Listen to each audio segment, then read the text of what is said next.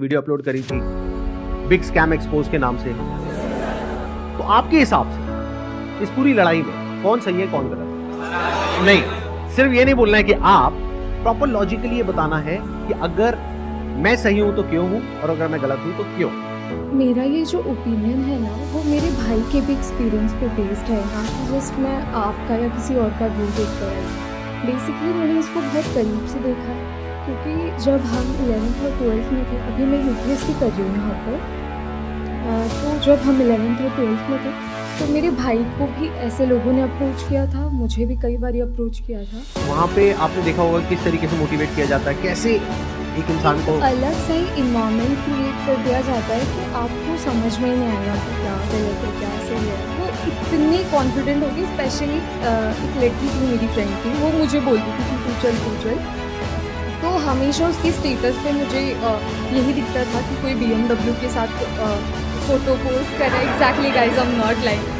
तो कोई मर्सिडीज़ के साथ डाल रहा है। तो भाई ने मुझे पहले ये बात बताई कि ये सब फेक होता है, और अगर प्रोडक्ट बेचना तो आप सिंपली बेच दो ना कि हाँ साबुन है 10 रुपये का ले लो। उसके पीछे आप BMW क्यों दिखा रहे हो, जो कि वो पॉसिबल नहीं है। Exactly, that is the truth. कुछ लोगों को ये लग रहा है कि ये लड़ाई मेरे और विवेक बिंद्रा के बीच में है, जबकि ऐसा कभी था ही नहीं। ये कुछ लोग समझ रहे हैं या वो खुद समझ रहे हैं। ये लड़ाई एक्चुअल में सच और झूठ की है, ये लड़ाई एक्चुअल में सही और गलत की है। इतना गलत क्या है वैसे? अगर वो कोई तिगड़म लगा के अपना कोई प्रोडक्ट बेच रहा है, और ऐसे बहुत सारे लोग हैं दुनिया में जो कुछ ना कुछ कर ही रहे हैं, कई सारी टैक्टिक्स लगा रहे हैं, और जैसे एडवर्टीजमेंट में बहुत सारा कुछ होता है। तो सर ये भी उसने भी कोई अपनी टैक्टिक्स निकाली है, तो उनसे गलत क्या अपना प्रोडक्ट बेच। वेरी गुड पॉइंट कि इसमें गलत क्या है, कुछ बताना चाहेगा कि इसमें कुछ गलत है या नहीं है, या ये सही है? सर बेसिकली इसमें सबसे पहले हमारे लोग 18 to 25 के एज ग्रुप के बच्चों को टारगेट किया जाता है, और इसमें उनको सेमिनार तक ले जाया जाता है, और उनको ज़बरदस्ती आप अपने कुछ भी बेच रहे हो उन्हें फंसा दिया जाता है। सर अजीब टाइप के वहाँ म्यूजिक वगैरह चल रहे होते सेमिनार में। मैं खुद भी ज्वाइन किया था कंपनी में, और वो बोलते थे कि आपको आपकी दाढ़ी आने से पहले आपकी गाड़ी आ जाएगी। आई नहीं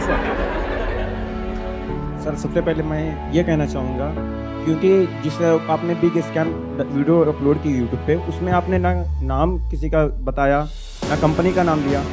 तो अगर मैं जैसे चोरी कर रहा हूँ, आप चोर कह रहे हैं, अगर मैंने वो गलती की है तो ऑब्वियसली मैं चिड़ूंगा उस बात। आप अगर नाम लेते तो गलत था, कंपनी का या उनका या किसी स्पेसिफिक पर्सन का तो गलत है। आपने नाम तो नहीं लिया, और अगर नाम नहीं लिया है आपने, और अगर मैं गलत हूँ तो मैं चिड़ूंगा। और एक और मजेदार बात बताइए, जब वो वीडियो अपलोड हुई कितनों को समझ आया था मैं किसके बारे में बात कर रहा हूँ? बहुत कम लोगों को। अगर वो कुछ नहीं करते, चुपचाप बैठे रहते, तो 2 दिन में सब भूल जाता, वो खत्म हो जाता। मतलब एक टीचर है जो क्लास में सामने खड़े होकर के बोल रही है तुम में से किसी एक ने चोरी करी है, और एक बच्चा खड़ा होकर के बोलता है मैंने चोरी नहीं करी है, मैंने चोरी नहीं करी। अरे नहीं करी तो बैठा रहना चुपचाप।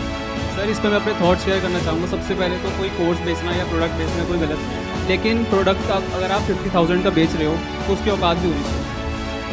उनके प्रोडक्ट की औकात है 100 रुपये की, लेकिन बेच रहे 50,000।